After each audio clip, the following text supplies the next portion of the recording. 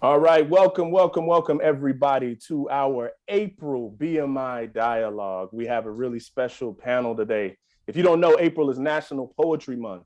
Poetry is a whole gamut of things. A lot of times when we think of poetry, we think of the sonnets of Shakespeare, but there's so much more poetry than that. You're right. You have the Nuyorican poets. You have the deaf poets. You have just so much poetry, and we have an amazing panel here today. We want to have a great conversation about poetry. We want to learn about these panelists. So I want to introduce these panelists to you. But before I do that, I want to introduce myself. My name is Temesgen. I'm a project director for the CUNY Creative Arts team. And let's just jump into it. Let's get to the art. Let's get to the poetry. All right. So we have Miss DFey Anderson. Hi, my name is DFey Anderson. What is poetry to me? That's a loaded question, man. Poetry is the first thing that I wrote, not short stories, not plays, but poetry, because it was most accessible. Growing up, we heard nursery rhymes. Oh, Mary Mac, Mac, Mac, all dressed in black. I heard Oscar Brown Jr. on the radio, on the records, signifying monkey, stay up in your tree.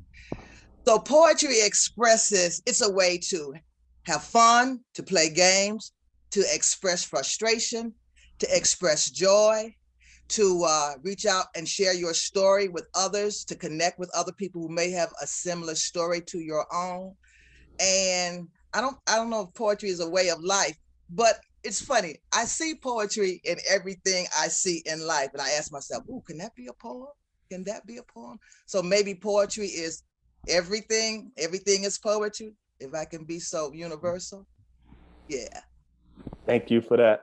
Brother Kayo Charles. Yes, my name is Krell K.O. Charles, and poetry means to me or spoken word. Well, the spoken word is everything to me. It's the way that I communicate, other than just regular conversation. It's essentially how I communicate with my daughter, in terms of certain things that I want to express about the realities of the world. And it's sort of like an alter ego of who I am when, as a regular person just speaking, other than when I'm on stage. I feel like I am a different person, and I'm able to have the courage to say certain things that I wouldn't normally say. And that is poetry. Poetry is hip hop, and so yeah, poetry is everything. Thank you. Thank you. You're a lot of things. You are not regular. That voice is voice. All right. Brother Derick Cross. To me, poetry is pictorials painted with words. Poetry is the language of imagination. Words, sounds, crossing dimensions, words that are being able to be brought to life through sound, visually, but also when you hear them. It takes you to dimensions, different dimensions, but it also brings you and roots you into your reality that you're in, and also reality that you want to be in, or take you to other realities. It's all of those things. Hip hop, jazz, the blues, all of those things. Poetry in one form or way or another. It's poetry. Thank you for that. I think you just kind of hit it out the park. We're going to talk about poetry, but why don't we see the poetry? All right. So we're going to start with you again, Sister DeFay.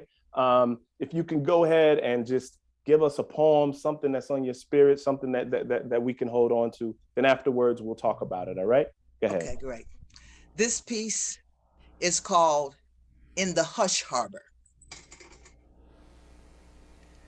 We gather in the Zoom room, Google Meet or Microsoft Teams, in front of our computer screens, our cell phones and tablets and Apple Watches, separated by miles and mandates.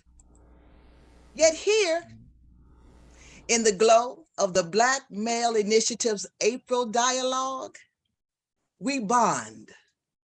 We can remove our mask in this place, in this space, a healing. And that made me remember. So come, roll with me. Before storefronts or mega churches, before urban temples or masjids, before religion on the radio, TV, or the internet, we would steal away to fellowship and praise in the hush harbor, only darkness and clouds to cover us. We'd steal away in secret, deeper still into the woods, risking the lash and the overseer. We'd steal away after master had laid down to bed our daughters, our nightmares, the auction gavel, my husband or sibling sold away. We'd steal away to the safety of groves and God and dampened quilts thrown over bush to muffle sound. In the thickets and gullies or hollows, we'd hide and we'd dream and pray. And ring shout that counterclockwise worship dance, an elder pounding the earth to keep the rhythm.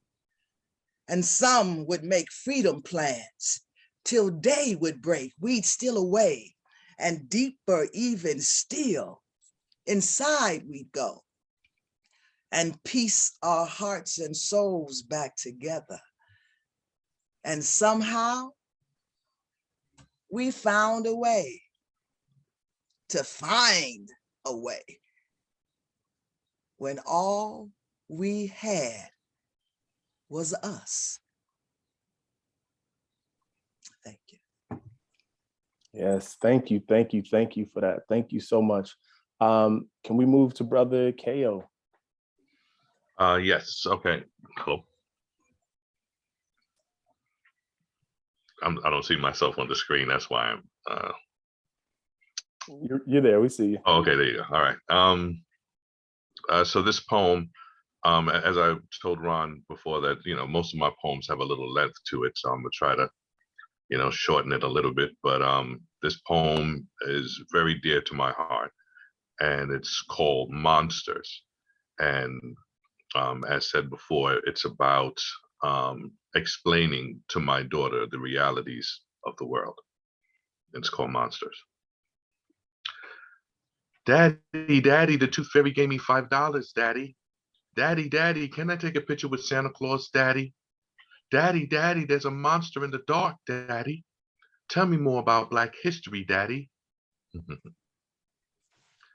see, I promised my baby girl that I would never tell her no lies, no disguises. Never will I pull the wool over her eyes, no surprises. Straight up brutal, honest truth, please be advised that life isn't always merry and not filled with cherry pies. So, at my parental discretion, I proceeded to answer her questions, giving her lessons were blessings that she needed and heeded way before her adolescence. So baby girl, you will learn through your experiences and the emotions that you feel. Through life's myths and mysteriousness, there are things that will appear, but are not real. For in America, they will feed you such edible words, fairy tales from here to heaven, all kinds of credible absurds that will turn such myths to legend. And if you're not meticulous, you'll be believing in such ridiculous things like apes who can talk and fish who can walk and ponies that fly without wings. Ponies that fly without wings, Daddy? Seriously?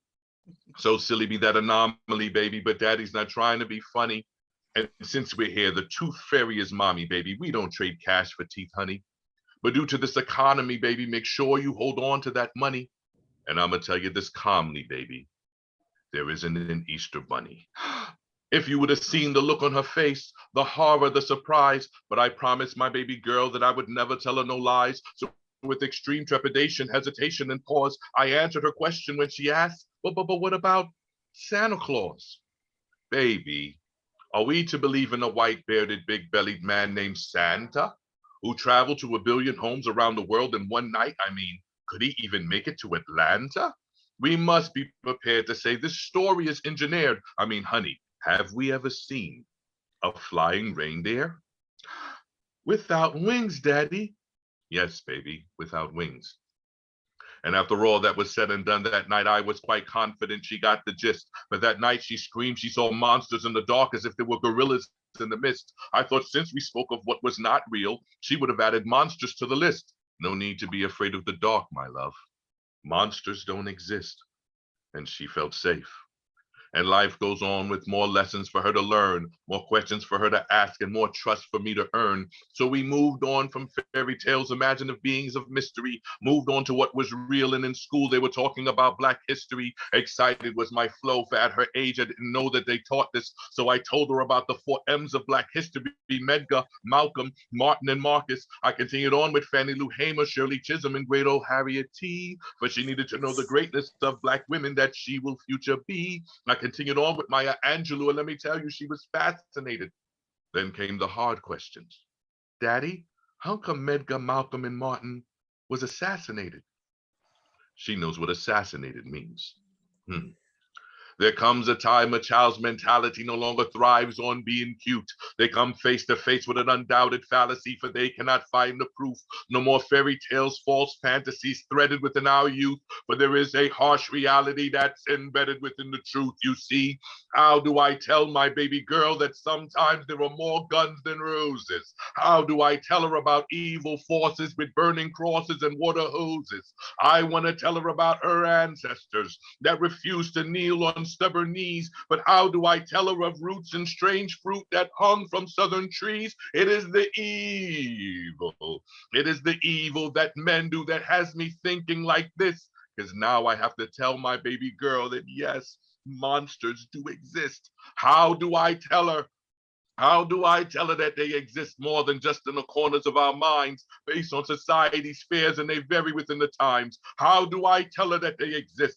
Not in fairy tales, but in the realness of the night, within a socio-political construct that peaks at racial anger's plight. They exist as an abomination through the echoes of eternity, through the smuggling of slaves, through a swastika Germany. They exist within places where racism stays systemic still, to the broken noses of Kemet, to the broken bones of Emmett Till. They exist in present day. On a southern night, you may see the most under the sheets of the KKKA. Some say they look like ghosts. Honey, forget about flying ponies, reindeers, or even unicorns. There could be a monster out that door with a badger gun and a blue uniform.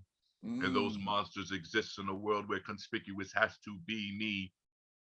We're stop and frisk. We got sick of this like syphilis and Tuskegee. Those monsters, those creations, when at night you see their dark side, they reek of segregation, for they dwell in the bowels of apartheid. Our grandparents used to make us nervous as they warned us through urges. Don't go out late at night, for the monster's head emerges. Stay inside, run and hide, for your life you cannot purchase. This is a place where brothers die when white women clutch their purses. I am a lion, and in the land of the eagle, they conduct illegal searches. No telling where, no telling how the monster will resurface. How do I tell my of-age daughter, beware of where the monster surges? Don't wear a hoodie in Sanford, Florida, or dwell in South Carolina churches. Don't drive a car in Whaler County, Texas, for what they do to women of color you wouldn't believe. And if you see a monster in Staten Island, you may not be able to breathe. How do I tell her all of this in a land that's supposed to be more stable, where monsters are supposed to be trapped within fairy tales and fables, ambitiously fictitious like Anne of Green Gables, not spoken of in newspapers or on dinner tables? How do we tell our sons and daughters? It must take some kind of art. How do we explain the insane without tearing their world apart? Well, I looked my daughter straight in the eye, and I told her straight from the heart, yes, my love, monsters do exist, but they're the ones afraid of the dark.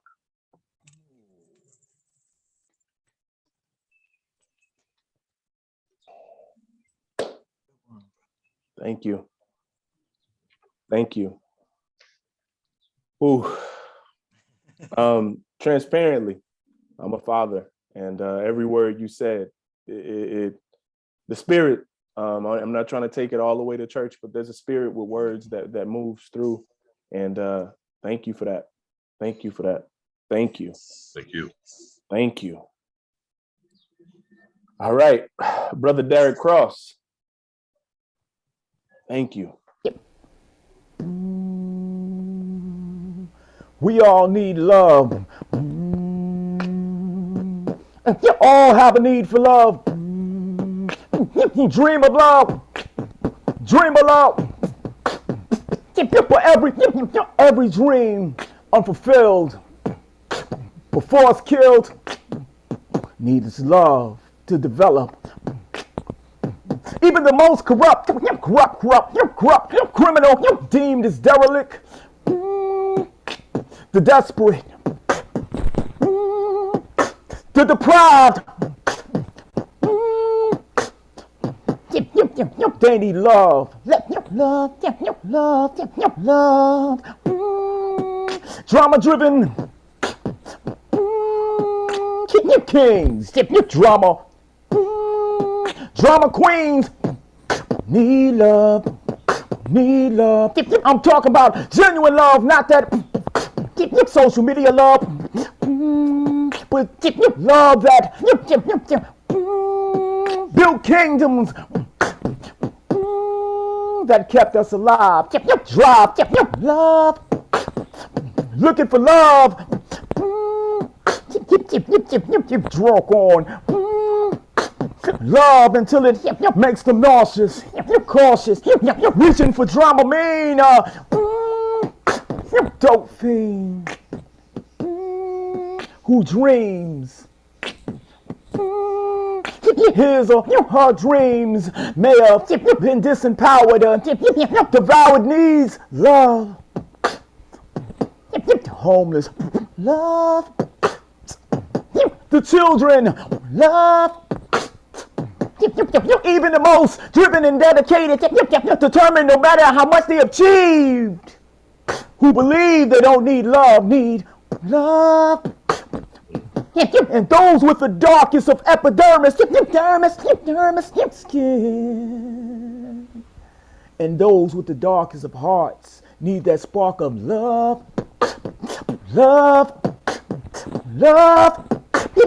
The act of making love,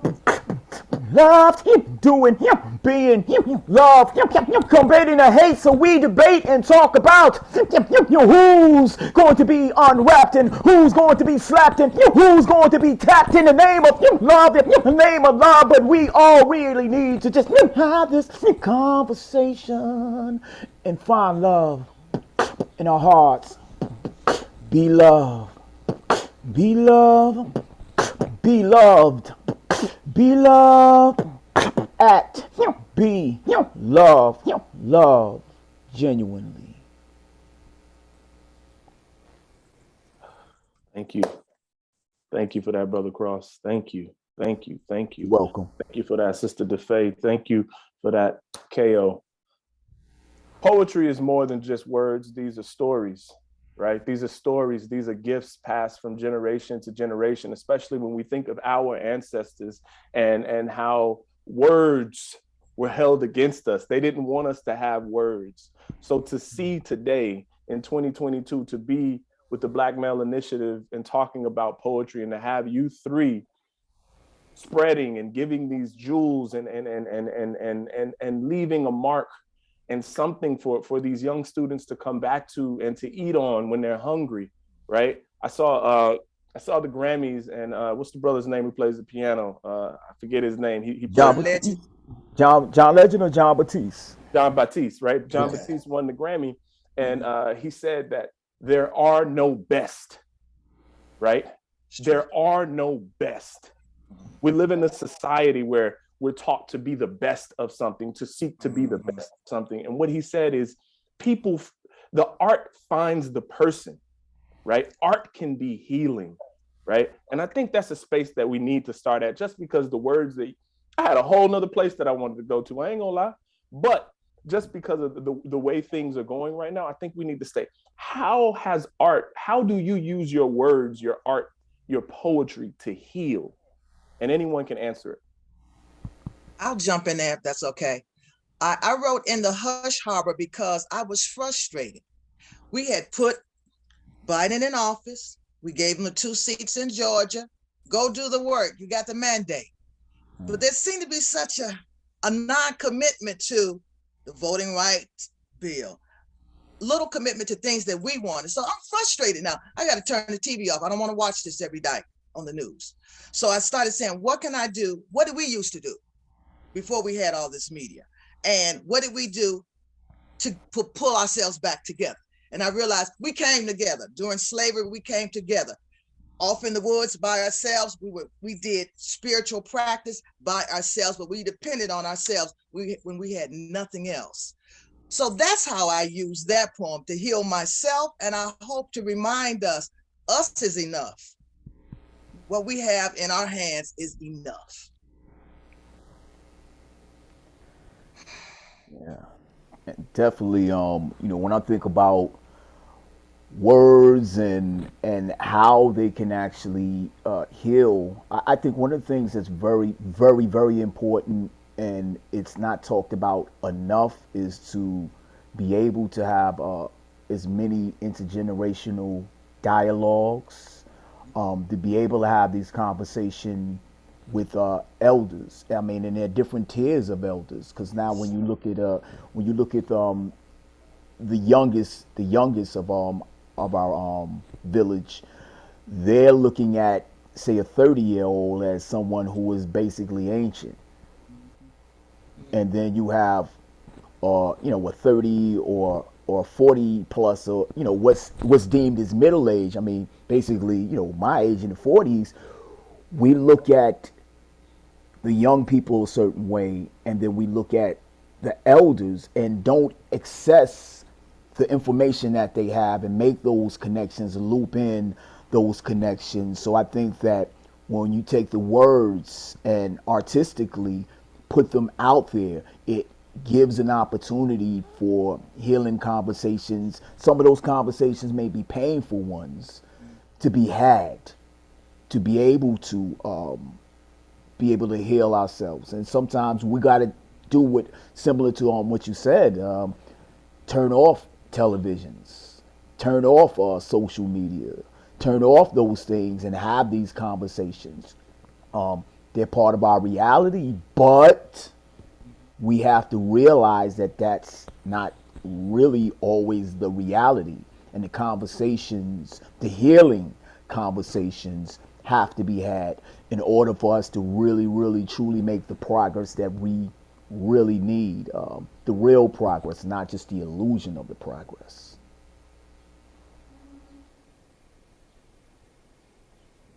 On mute, Brother Kayo. Sorry, I was on mute there. Like, as D. Cross was saying about having those conversations, when I think about poetry and when I think about healing together, I think about sanity. How do we maintain our sanity? Mental health. I think we're in Mental Health Awareness Month now, and sometimes we need those healing words in order to know that other people are going through the same situations. Other people are that we can relate to, or relating, or are relating to us, and that's the only way that we can really maintain and not go crazy in this world, and heal ourselves from any kind of trauma that we're going through. And words have the power to do that. Sister DeFey, you wanted to say something, DeFey? No, I'm just thinking amen to what the brother said. Amen. Mm-hmm. Absolutely. So you all had your journeys in poetry, and you're still on this poetry journey, this life journey. But I want you to go back. All right. I want you to hop in this time machine real quick and go back. When did you realize that poetry was something that you really wanted to do? Because I think the big mistake when we're looking at how talented you all are is that you did a 5-minute, 10-minute poem. That poem has 40, 50 years of experience, depending on how old you are on it. So what was that process like? Tell me about it. Tell us about it, rather, when you decided. And anyone can answer. All right. For me, was a connection, really just connecting just different forms of art. As as a young person, I wrote poetry, and I also wrote rhymes, and I would put them in separate book. And the poetry and the rhymes would both accompany illustrations and drawings that I did. In terms of poetry, really paying attention to saying, you know what, this is something, this is a voice for me, was at a time in my life in the very early 90s where I was an aspiring hip hop. I was an aspiring hip hop artist, and I was being told like, you need to speak about things that necessarily weren't what I was about. They were like, all right, yeah, we'll sign you to a record contract, but you got them rhymes when you talk about crack or selling drugs or the street life and this and that. And I was like, but that's not my thing. And I got a little bit frustrated at the time. So what ended up happening was I went to what was happening at the time. There was a whole renaissance that was happening specifically in Brooklyn, New York, and the Lower East Side with poetry. And I just happened to go to this place called the Sunday Tea Party for the first time. And I saw so many different expressionists, poets, just pouring their hearts out. And I was like, yo, this is amazing. And then the following week, I went to another spot by the name of the Brooklyn Moon and was like, yo, this is amazing. These are spots that I really feel at home. And then that following week, I was at the New Eurekan. And I was like, you know what? This isn't a coincidence. This isn't a coincidence. I mean, and it's interesting because I had, previously been to the New Eurekan, but all of the dots didn't connect. So I saw it as a way to be able to have a voice and be able to find that voice where I didn't necessarily have to dilute, what I felt was my hip hop voice. I could speak on whatever I felt like. If I felt like being romantic or joking or whatever, I could do all of that. And so that's when I finally said, you know what? Here's a voice, and this is really starting to make sense. I think I was I had started writing when I was 12 or 13, but I got excited and serious when I was about 15. And I met a group of writers called the Organization of Black American Culture in Chicago, also known as OBASI. And those people met every Wednesday, and you brought your work and you read it and you got it critiqued. And I realized I'm around some powerhouse poets. The poet laureate of Illinois was 2 or 3 years ahead of me. Angela Jackson was a member. Hakeem Madhubuti was a founding member of OBASI. Sam Greenlee, he wrote The Spook Who Sat by the Door. It was made into a movie. He was a member. And one of the founders was Hoyt Fuller, who was the editor of a Johnson publication called Negro Digest at first, and then it became Black World. And then when he went on his own, it became First World. So I got exposed to all these poets who were reading, poets, short story writers, all genres. I got exposed to them. I learned to read by watching them, and they were doing what I wanted to do. And they were doing it without waiting for somebody to open the door for them. They were publishing their own works and selling them out of the trunks of their cars, the way the early hip hop kids did. They pressed their own CDs and sold them. So I see that connection between what I was learning when I was 15 and what was going on mostly here in New York. So I would say the OBASI Writers Workshop was key to my development and in developing my love for the work and in sharing the work as well, sharing it by performing. Mm-hmm. Well, I started in hip hop.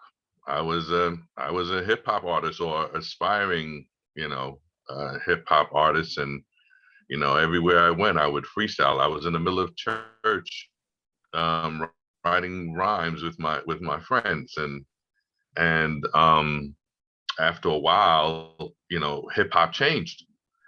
It turned into something different, something that I wasn't. I was used to the late '80s, early '90s hip hop. KRS-One, Public Enemy, Rakim, of course, to me, they're one of the greatest rappers. And then, all of a sudden, there was a transition with hip hop and the bastardization of things, the speaking down to women, there's certain things that happened, and I said, and I was about to transition into college, if I remember, and I decided, hip hop is just not speaking to me anymore, and I started to write poems. The first poem I wrote was called "I Can Move Mountains," and I see D Cross nodding his head. D Cross and I known each other for like 20 years now. 20 plus, longer than that. Yeah, 20 plus years. And so I did this poem at Medgar Evers College, and people seemed to like it. And then I had a poetry partner named Brother Mike. And what happened is we started to go to these places that D Cross was talking about. The Tea Party, I kind of got nostalgic there because I haven't tea parties no more, and I haven't heard the name Tea Party in a while. And the Brooklyn Moon Cafe, which I just drove by the other day on Fulton Street.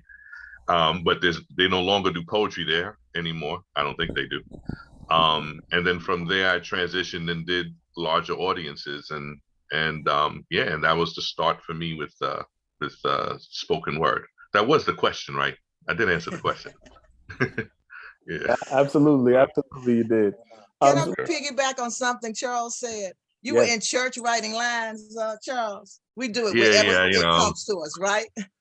The first time I heard the Last Poets, I was in church in Detroit. Okay. So there's that connection between the church and poetry. Yeah, absolutely. Yeah, I think there's a clear connection just in the rhythm. I mean, I grew up in Texas in the Southern Baptist Church, and listening to the cadence, right? Listening to that cadence of how the pastor preaches, the words that he's hitting, right? He's like, I'm going to emphasize this word. I'm going to ride this word right here, right? So we're going to kind of transition this, right? I know poetry is a huge tree, literally, of different literature that we can eat off of, different apples. I want to talk about that spoken word aspect. And that spoken word movement, and you said some of you said you were deaf poets. I know a lot of our BMI students, when it comes to poetry, a lot of times, especially in the video form, they'll probably be able to look at those deaf poets and those spoken word and those poetry slams.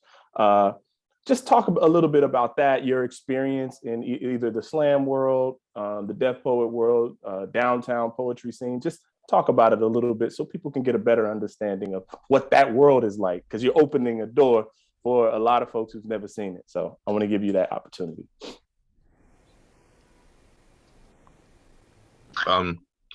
Well, my intention was never to slam. My intention wasn't even to share my work, but I guess it was a calling, and like I said, my first poem was "I Can Move Mountains," and I would do this poem everywhere. It was my shop around poem. And what happened is going to the Tea Party, going to the Brooklyn Moon Cafe, we used to just kick poems. It had nothing to do with slam, but then meeting certain people in that certain area, they said, hey, let's go to the New Rican Poets Cafe. So I found myself at the New Rican Poets Cafe. And next thing you know, after I performed, they wanted me to perform in their Friday night slam. And I consider New Rican sort of like a home even today. I did the night, and this was in 1998. And in 1998, I became the 1998 Grand Slam champion. And that was my slam, introduction into slam through the New Rican Poets Cafe. And then from there, we slammed nationally, we slammed here, we slammed there. Anywhere there was a slam, all of a sudden, we had to be in the slam world. Now deaf poetry is something well, I would say it's different because it's not a slam. It's not really a competition. It's just, the poets getting up on stage and expressing themselves. And through the connections that we had, I met a gentleman named Bruce George, and Bruce George was one of the producers. In fact, he's probably the actual founding producer of Def Poetry. And and he was like, he was telling me, Kayo, we're about to do this big thing, and I didn't really know, like I said, this wasn't something that I was planning to do, as a profession. It was just, me expressing myself. And he was like, listen, I want you to be a part of this, and blah blah blah blah. The next thing you know, it became Russell Simmons Presents Def Poetry, and we had our first. I'm one of the original performers of Def Poetry, and appearing. I think I was on the second episode ever, and yeah, it was a great experience. And even today we still do it. We're going to be doing a Def Poetry reunion in I think it's Martha's Vineyard in the summer. And so yeah, it was a great experience in terms of Def Poetry. I really don't slam anymore. And I don't even think D Cross slams anymore. Nah. We leave it for the young these days. Yeah. D Cross, you So it's like, slam it's interesting. It's interesting with just like slam culture and all of that. I mean, it's very interesting because it's like when I came into just like just what was the scene. I was really just trying to almost get out of that because it was like I was steeped in just rap battles and doing that, and not necessarily really wanting just to do the rap battles, because it wasn't always, for me, it wasn't always a way to really creatively just like display what I did as in terms of just like the slam culture. Like I said, I was reluctant to initially step into it. My thing was like, I'm gonna perform, I'm gonna do what I do, how I do it, and because the nature of how I do what I did was slightly different than what everybody else was doing. It drew some attention. And in terms of slams, I ended up, there was some slams that I won.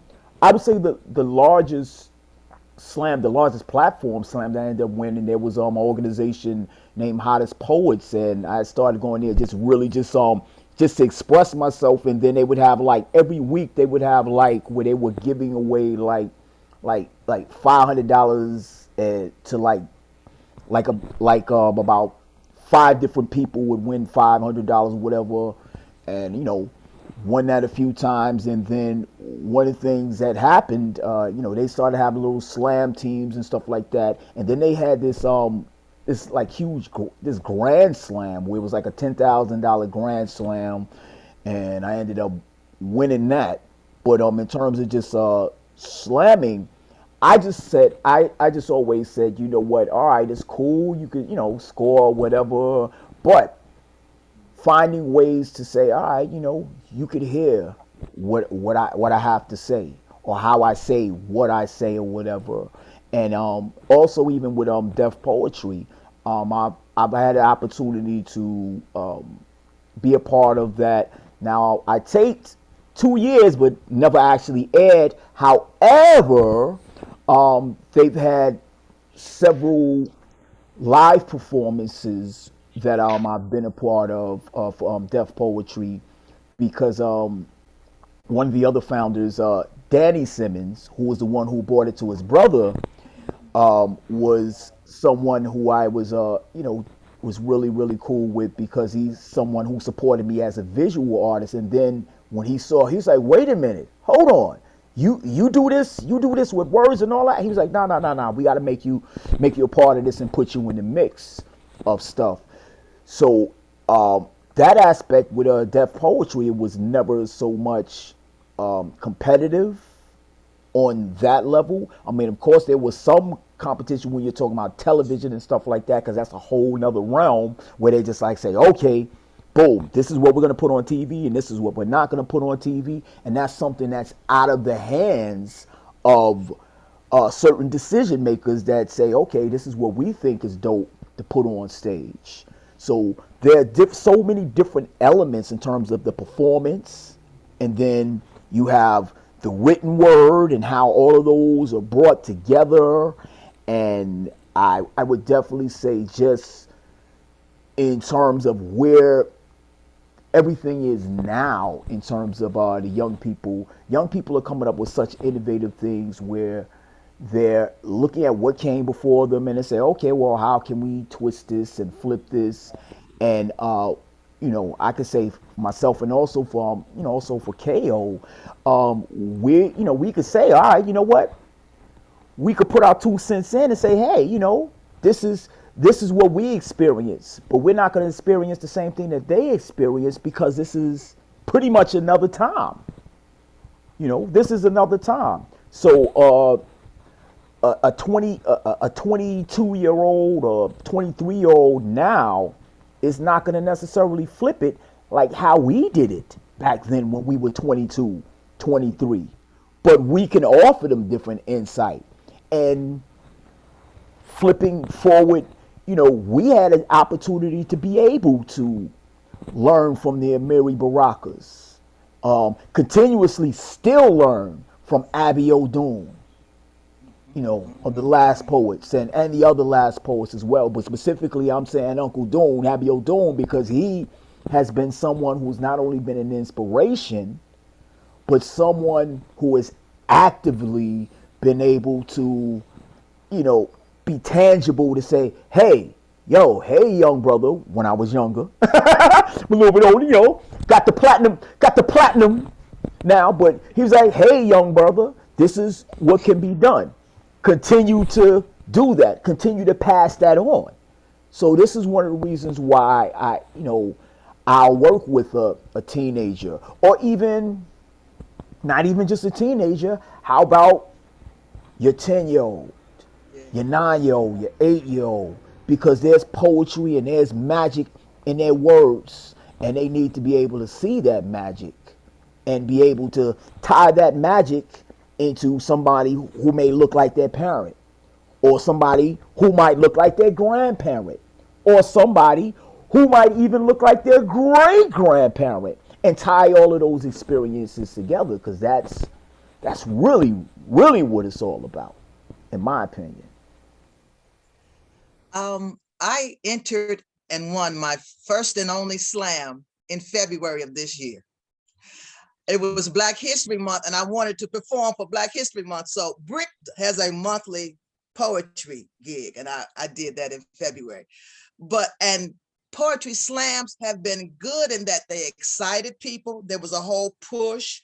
People got involved. People had never considered writing. So I think the slams were good for popularizing poetry.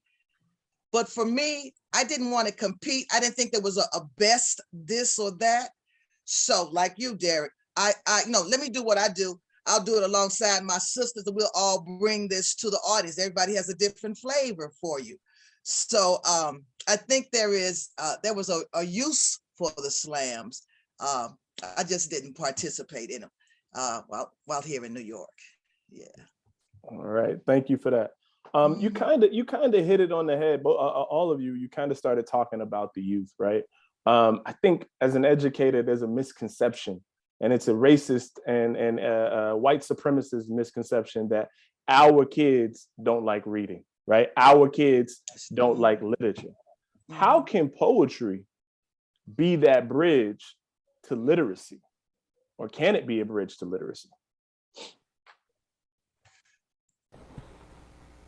I think it can. Go ahead, Derick. Go ahead. Oh, I'm sorry. Yeah, it definitely can be a bridge, and it's just young people really being exposed.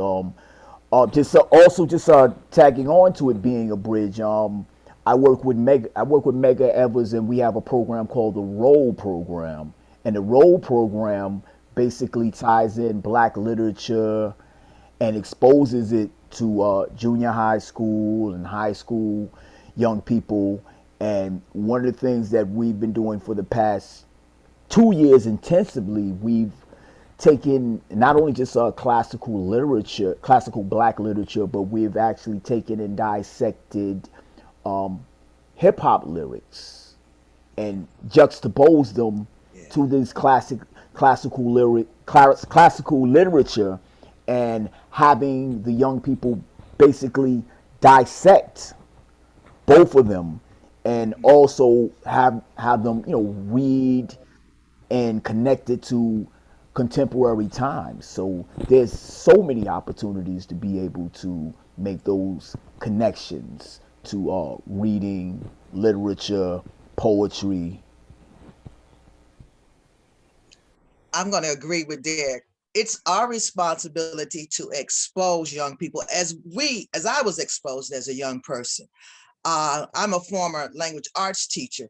And when I would do the poetry unit, I would introduce a classic text, Langston Hughes, Paul Laurence Dunbar, but I'd also bring in the hip hop that I do, which was Common, Erykah Badu. Then I'd let the kids bring in what they knew, the hip hop they knew, and they had to write it down. And we would compare, this has a metaphor, what does that mean? Oh, he uses a simile like this, or he uses personification.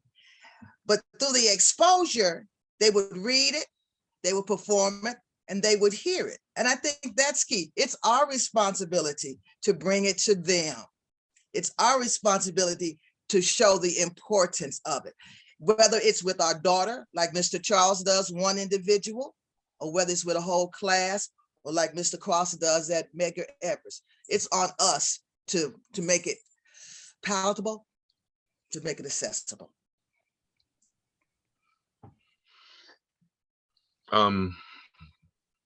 The question was, do we see it as a bridge? I really don't. I just say that poetry is literature. It's a part of the word, and I don't think we need to separate it at all. I think we shouldn't separate it. It's because we're separating it is probably why some of our kids are not, learning at a certain level. I believe poetry is our birthright. You understand? I think that we need to incorporate it even more within the English, within our schools. I run a program called Generation Verb. Right now, I think we're in several public schools right now, and what we do is we do literacy workshops where we talk about. Actually, I heard Temesgen. Am I saying your name correctly? Temesgen. Yeah. Temesgen, and I heard Temesgen and Faye speak earlier. I didn't mean to eavesdrop, but I heard you talk about doing workshops and speak a theater and dealing with social issues. And our mission statement, we use poetry and visual art as windows through which we examine social issues in culture in order to show our students how to write the world in an effort to write the world. And basically that's what it is. We need to allow them to write the world and articulate what they write unmuffled and unhushed. And that is how they start to excel. That is how they're going to excel. That's the only way I see. And so again, I wouldn't say it's a bridge. I would say it's literature. It has to be a part of the entire equation, So I think poetry has been presented as the other. It's not regular in our regular everyday lives, and it is. We grow up singing nursery rhymes. Correct. So the separation. You're right. The separation is the evil in this. Now, I recall being in Ghana in 2012, and I was at the school, and I was blown away by the students, because early in the morning they started singing and playing drums and dancing, and they're going to math class, right? It's no separation. They're going to science class, but in between each class, they sung, they danced, and they played the drums, and they walked in formation to the next class. And I was just so blown away. I was like, wow, like these kids are not marking at all. They're like singing, fully out. They're performing fully out, and the little kids are master drummers. They're playing the drums, and I'm like, wow. how come our education system can adopt that view of arts, right, as a form of education, as opposed to this thing that's separate from education? But that's a whole nother conversation that we could dig in a little bit. Yeah. What do you think about that? How can we, what do you think about that? Go ahead. You was gonna say something. Yeah. So definitely, just like, I mean, it touches on what Kayo was saying in terms of just like really looking at it holistically. Also culturally, our peoples of the diaspora, when our cultures are not necessarily really just like tainted or forced into something else, we naturally do these things. How we talk is poetry. How we walk is poetry. Songs, the way that we move, rhythms, and different things. So if those things are naturally allowed, or just not, I don't even want to say allowed, but just you let that be as part of the learning experience, then what's happened is the brilliance of a lot of these young people are going to be able to flourish. I also find an experience that so many of the talented young people who take alternate directions where they go down a wrong path or whatever, their creative spirits are in some way shackled or cut off or truncated, and when that happens, they get frustrated. And when they get frustrated, then they act out or don't act out, and they hold it in and then explode in some way, shape, or another.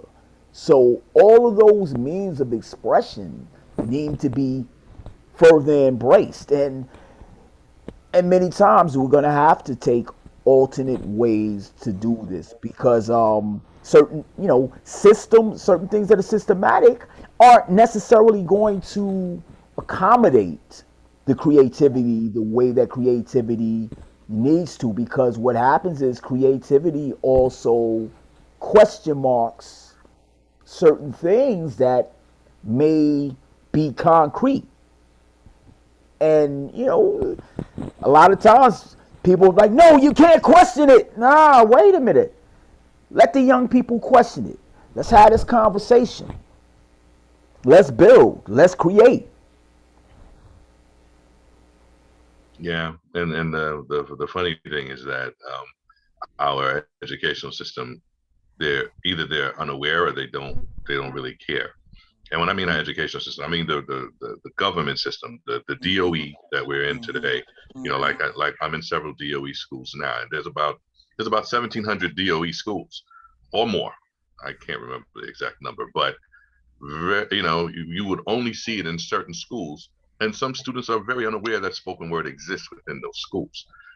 Whereas in the white schools, because we've done workshops in white schools as well, they fiend for the stuff, because they know the power of the spoken word. They understand its place within society, and that's it's troubling, and D. Cross said a few things that can help. I mean, what spoken word can help with in terms of expression. It helps with conflict resolution.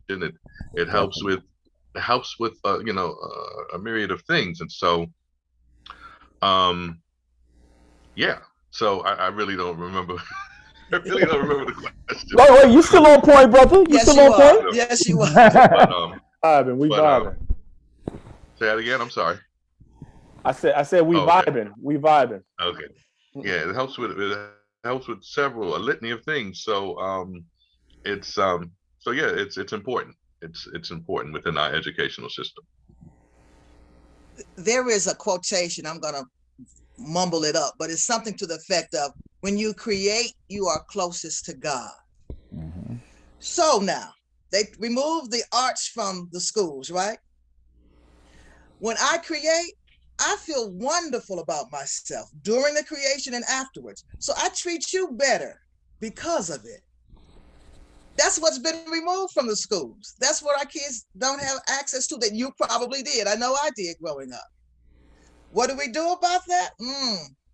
Again, it's on individuals, unfortunately, and organizations. The schools are very comfortable not teaching music and visual arts and very little poetry. They'll do the construction of essays to death, but the creative side doesn't get the same attention as the other side.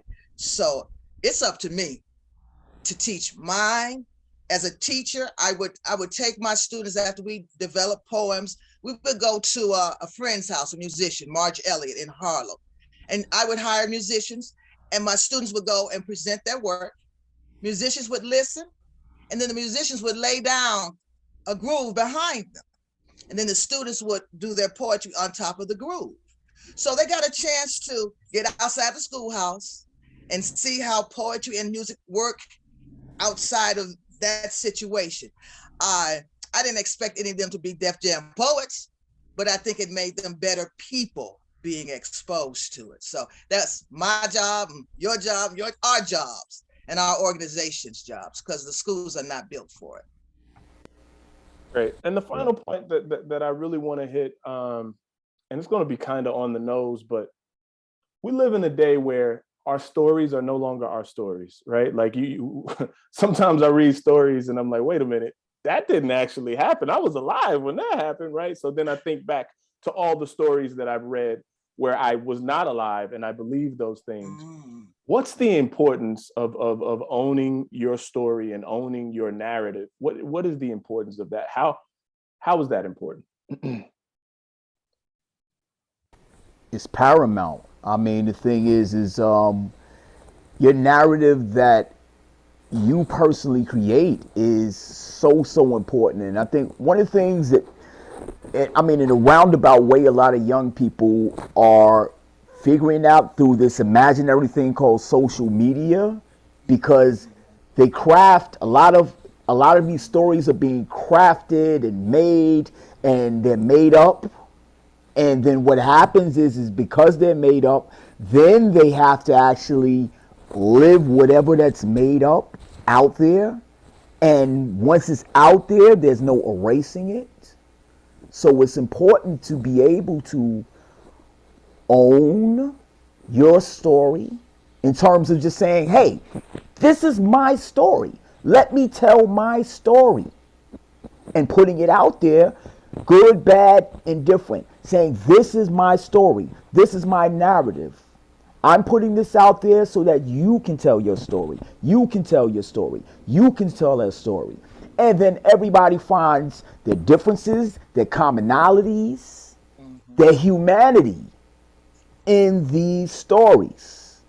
And that's important because when you look at our stories, you know, we're still here because of our stories. Our ancestors were able to pass on information, stories that sustained us and brought us to life. And it was so much of that was oral.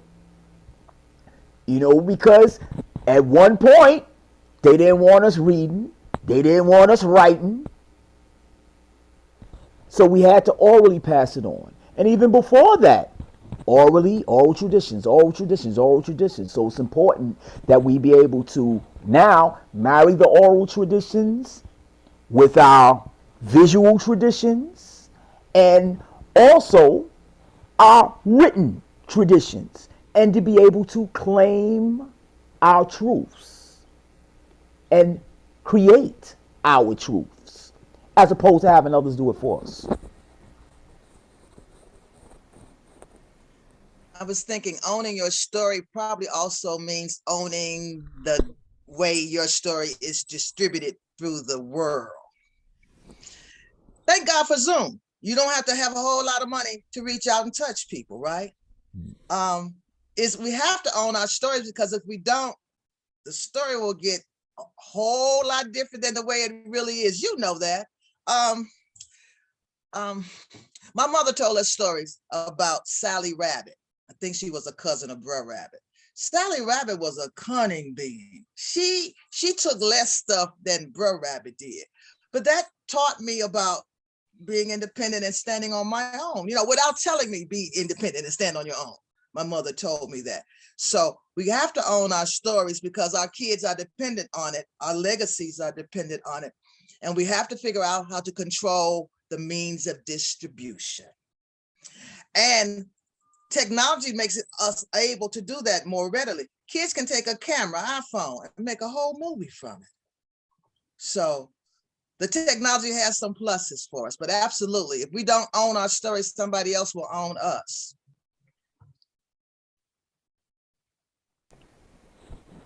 Yeah. All right, in terms of stories, I'm gonna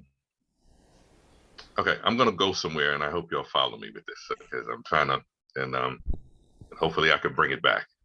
You know, I'm deep into superheroes right now. Superheroes, and when I say superheroes, I mean,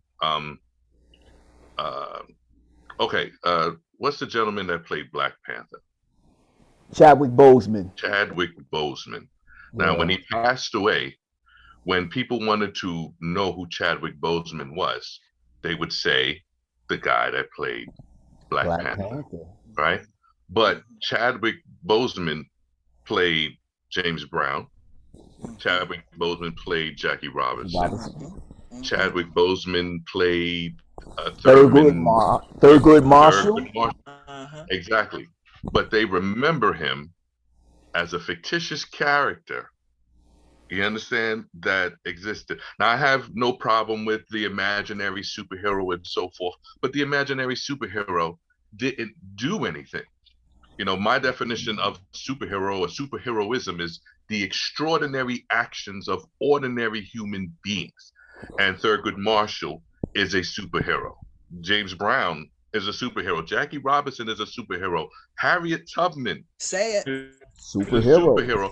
And those are the stories that we need to tell our children. So that way they're not going around with a Superman on his shirt. Superman ain't saved nobody. Harriet Tubman saved more lives than Superman did. You understand what I'm saying? And so, yes, we need to own our stories so we can share these stories to the world of our own superheroes. You understand? And that's what I think about. And that's what creates more superheroes, more extraordinary actions of ordinary human beings. We have an identity. So, you know, owning our stories is identity, keeping our identity of who we are and building. And that's where I'm at with that. That was perfect. That's a great place to land. And part of owning your story is knowing your history. You asked earlier, what was my name? My name is Temesgen. My father is from Eritrea, it's from East Africa. We have a culture where you take your father's first name as your last name, right?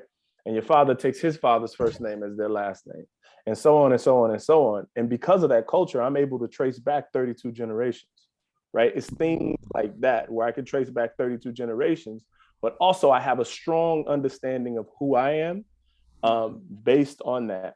But we all can dig into our history, our personal history, our collective history as Black folks, as people of the diaspora, right? We can all dig into that history, but how do we dig into that personal history is something that I think we all can just work on, especially the young people watching this. Think about your history, think about who owns your history, think about who's telling your history, your personal history and your collective history. So thank you all for all the gems you gave today. We always like to end with what you're doing, what can we look out for, and ways we can stay in contact with you. Because there's a kid watching this, there's a student, sorry, I say kid a lot. There's a student watching this, or maybe even a non-student watching this video, and they have a plethora of questions, you know, and if they can tap into the source, you being that source, how can they stay in contact with you? So anyone can take it away from there. I'll start it off. I'm old school, so I have an email. That email is an AOL email. I know kids may not know what AOL is, but my email is DANDE41196 at AOL.com. I am I did something with the AGM Theater in Harlem, which is going to be broadcast this Friday. which is probably before this taping will show, but it will be in their archives. And that's the AGM Theater. And the piece is called Ain't I a Woman? Black Women Speak Truth to Power. That's the AGM Theater's YouTube channel.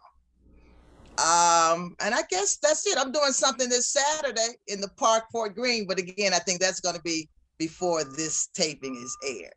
So I just want to thank you all for inviting me today. And it's been good meeting Derick and Kayo. I'm glad to have met your acquaintance. And also you, my brother. You taught me something about that Eritrean, naming yourself after your father's last name. I'm going to have to look into that now. So thank you all. Great to meet you. Okay, so for the people out there, I can be reached. The easiest way to reach me is via Instagram, and my Instagram handle is D Cross the Artist. That's DCROSSTHEARTIST. And that's on Instagram. Some of the things that I'm currently in the midst of is there's art exhibitions that are coming up. That's going to be in summertime, but even before that, in June, I will be part of one of Def Poetry's reunions at the Jamaica Center for the Arts and Learning, and that's also part of the visual arts exhibition that's called Homecoming of Danny Simmons, celebrating 50 years of the Jamaica Center for Arts and Learning. In April 23rd, I will be hosting in Poughkeepsie a youth poetry showcase and it's part of a festival called Poetry Fest, which is playing on Poughkeepsie Poetry Fest. So that's going to be April 23rd.